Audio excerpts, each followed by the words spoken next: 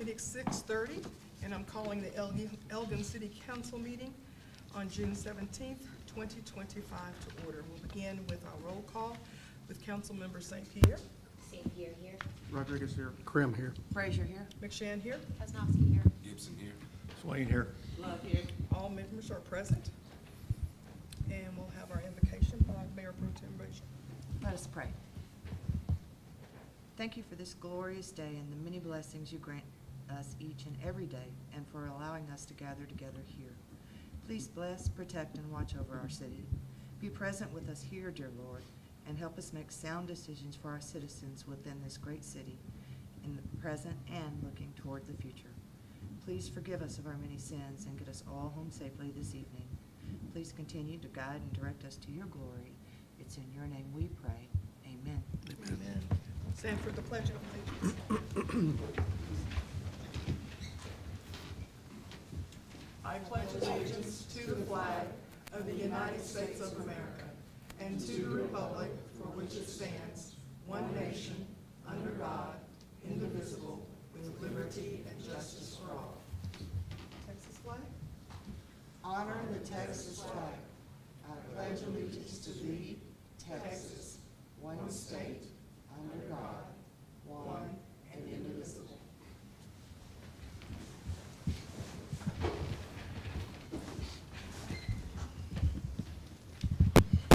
First on our agenda is the public comment, and it's open to the public to speak on items that are either on the agenda or could be non-agenda items.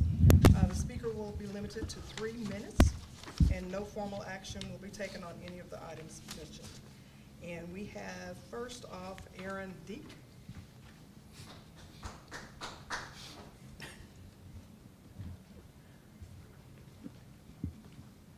Good evening. Good evening.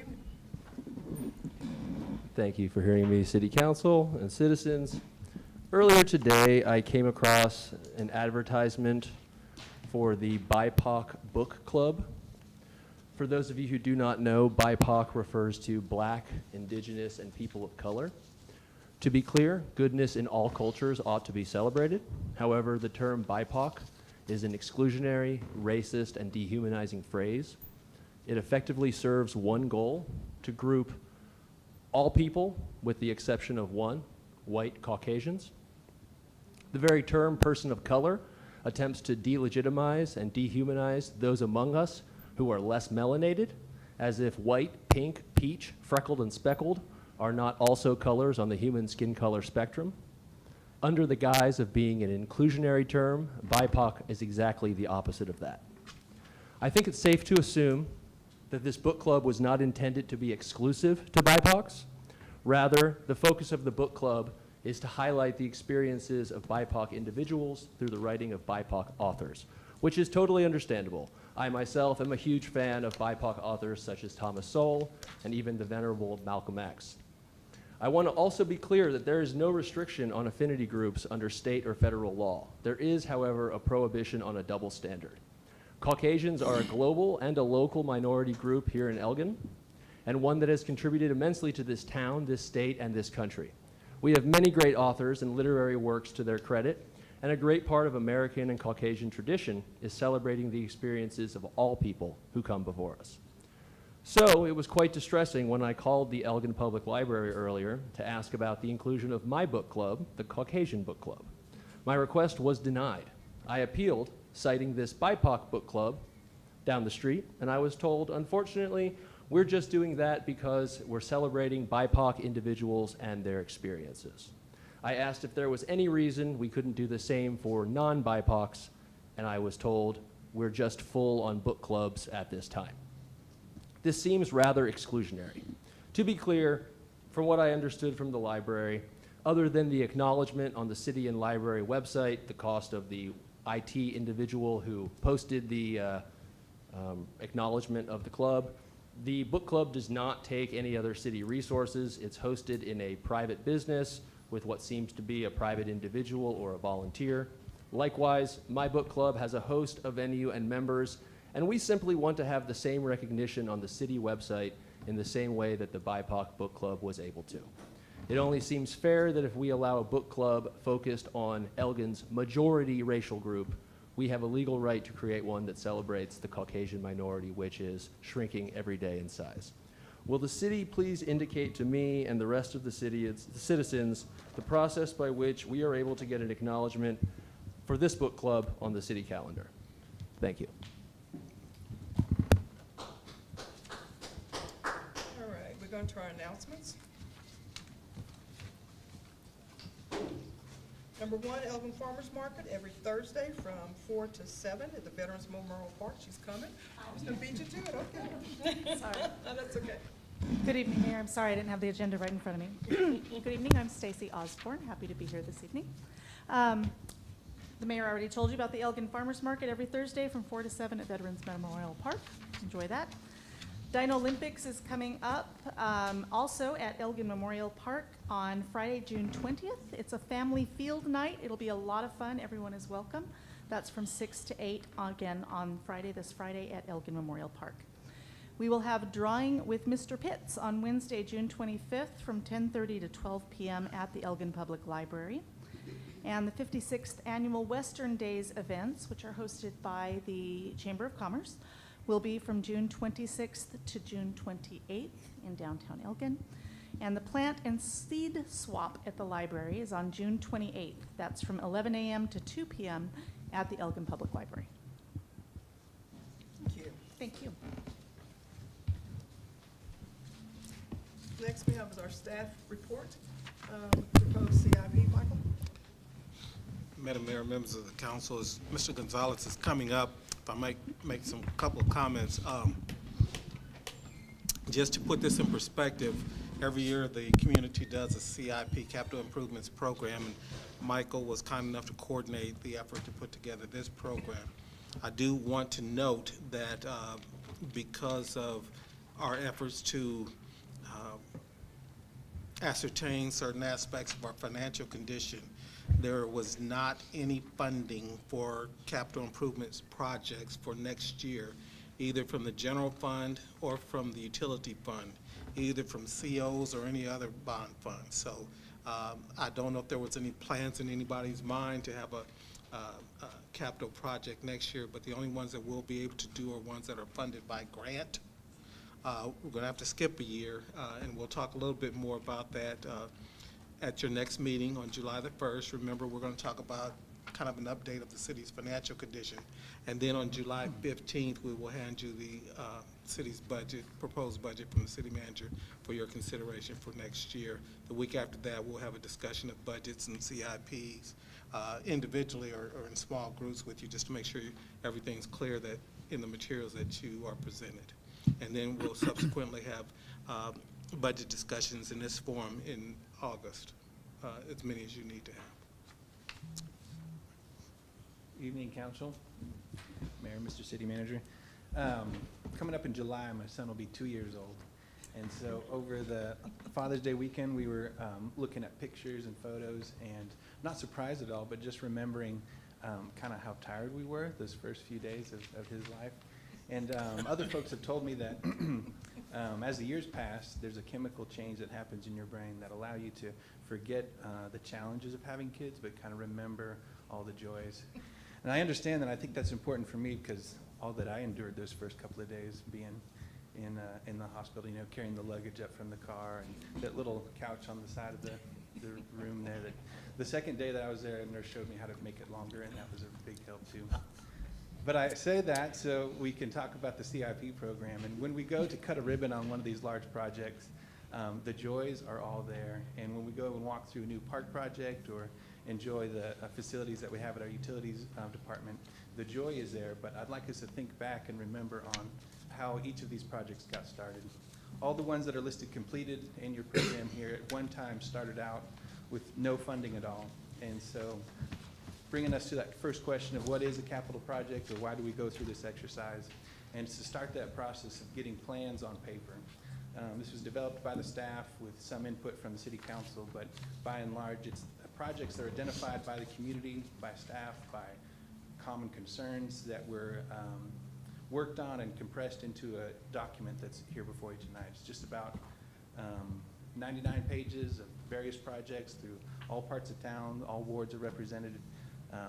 Some projects are already underway, projects that this council has voted on in the past, and some of them are just that, just plans. When we talk about this document, it's important to remember what Mr. Turner said. This does not obligate any funds from this current budget or next budget or anything like that. It's strictly a planning document that we work through to try to get us on the same page. It's a shared vision of the council and the staff of what projects are important to us or what projects are important to the community and how to push those forward. This will probably be the last year that some of these completed projects will be in there, but I wanted to include them just to show that pathway of where we came from and kind of where we're going. With that, I can answer some questions about the projects that are in here, but by and large, it's a planning document that allows the staff to put ideas on paper, share that vision with the council, get some feedback, and then kind of move forward from there. At this point, we're presenting the document to you. I think we'll have a session to discuss this a little bit more in depth and answer some of your questions.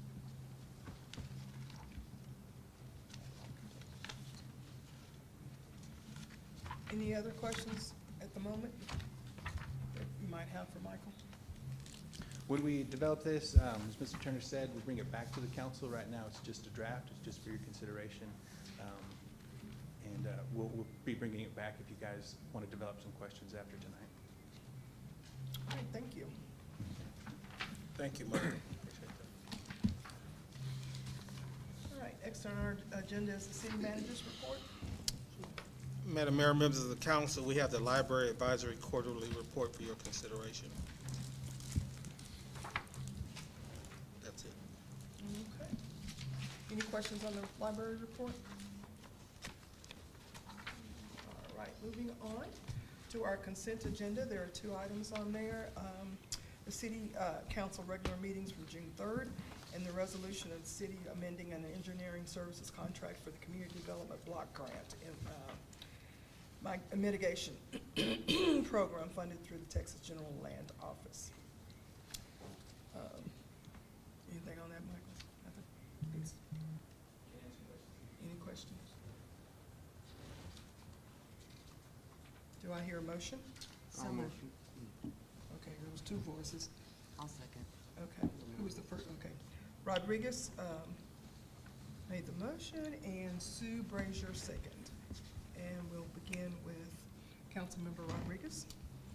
Rodriguez, yes. Krim, yes. Frazier, yes? McShane, yes? Kaznowski, yes. Gibson, yes. Swain, yes. Love, yes. St. Pierre, yes. Okay. Motion carries. Moving on to our new business, discussion of the requirements for expansion of Emergency Services District, ESD territory. Madam Mayor, members of the council, as you recall, the ILA was, the interlocal agreement was signed with ESD 3 probably about 3 weeks ago, right around the first of the month there. The question then became, what are the next steps, and to make sure that you had some information in your hands that outlined the steps should the council choose to work with the community to pursue expanding the territory of ESD 3. We have attached a copy of some information from a website, and the ESD 3 has availability of their attorney who's very familiar with the ESDs and how to expand those. What we thought we would do tonight is to make sure you had the information about what it would require to expand it. You also need to know that we are working on, as pursuant to your instruction, a couple of documents. One would be a fact sheet that would discuss the relationship with ESD3, the cost of providing the services and the impact on Elgin. And the other one is a press release from the actions, whatever actions you take tonight. So both of those are in the semi-final form, but we wanted to bring this to you, have a discussion with you tonight. I think all of you have probably looked at it, but for the benefit of the public, just a couple of quick things, and this is available on the internet, and if it's on the internet, it's true. But If the council chooses, so where we're at now is we've signed the agreement with ESD3. Roughly, we're paying $23,000 a month for the enhanced service level from now through the end of November. After the end of November, we will be paying $123,000 a month and some change a month for the services. That equates to about $1.2 million a year under that scenario. So we would have $111,000 this year, $1.2 million for the next fiscal year, and then at that rate, about $1.3 million every year beyond that at that $120,000 rate. So it is something that we cannot do on the long term without some massive service cuts. It has been a challenge to incorporate some of those numbers in the budget, which you will see on the 15th, and it has not gone without a cost to us. Pursuant to looking at expanding the territories, you'll notice that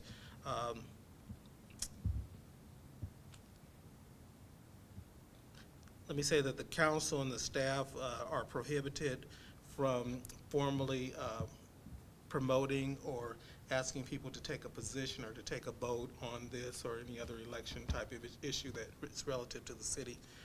A group of must get a petition of at least 50 qualified voters who are also property owners in the territory that's looking to be expanded. You'll see that in the first section there of the attachments that you have. The board, that information, I believe, has to come before the council. The council has to recommend that be sent to the board. The ESD board will then have to hold a public hearing on the petition. They cannot hold the public hearing they have to wait 31 days after the board issues the order for the public hearing, so it can't be a rush job. I think they're trying to make sure that the state statutes are trying to make sure that that doesn't happen. The place and the description of the territory has to be included in that. The notice will have to be placed in 3 public locations. That's for the board to kind of worry about and make sure that they do that. The board will then have to have that public hearing. They'll have to make a ruling and have an order on that public hearing, and then that's how it kind of gets to the election phase. One of the things that we've talked about is that the community may want to form some sort of PAC or some sort of organization to spearhead that. That's a lot of work that needs to be done. I will remind you also that in essence we're talking about 2 elections in one group of residents who will be part of the area that will be included in the expansion. The other group of residents are the groups who are currently part of ESD 3. So there'll be 2 different groups that will be voting on it.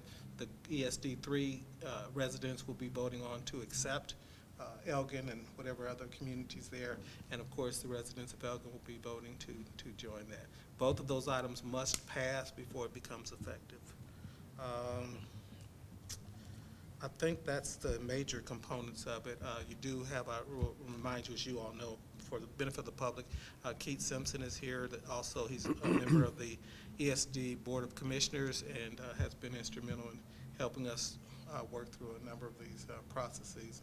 Can't tell you the number of times we've kind of chatted on the fly. Can you take a call now? Yep, or him, vice versa. So appreciate that. Commissioner Glass had a meeting last Monday. The mayor was there as well as Mr. Simpson and some other people from the board and folks from the county. So that's my update on it. I hope I didn't miss too much of anything.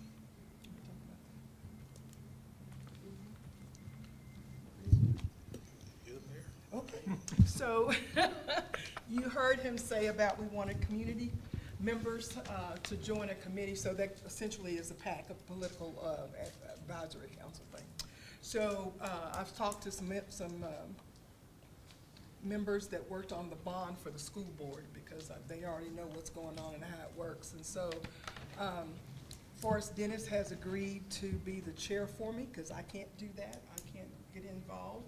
So he is going to spearhead that. We are actively talking to people of who would want to be a part of it. So if y'all have someone Does not have to be a property owner. You do have to be a property owner to sign the petition, but to be on the PAC, you don't have to. So if y'all have somebody that you know, I want it to be available. Commissioner Glass advised me that we should do a PAC just because we want to put them signs out, but yes, and we can't do that unless it's the PAC doing it. So been working on that this week, so hopefully we'll have, I'm not trying to get a whole large number, but I'm gonna get a number that works, that they're ready to work, because we've got July to get this done. And so if y'all have somebody, Al's already given me some folks, because I talked with the chamber the other day when I was there. So if y'all know of anybody, please let me know so I can reach out to them and see. I'm gonna, once they get the documents that we're gonna share with the state, with Elgin, we'll start working. The PAC will start working. So I'm just behind the scenes getting it together, but I won't be actively involved. But Forrest has been through this before, so I'm real confident that it'll be okay.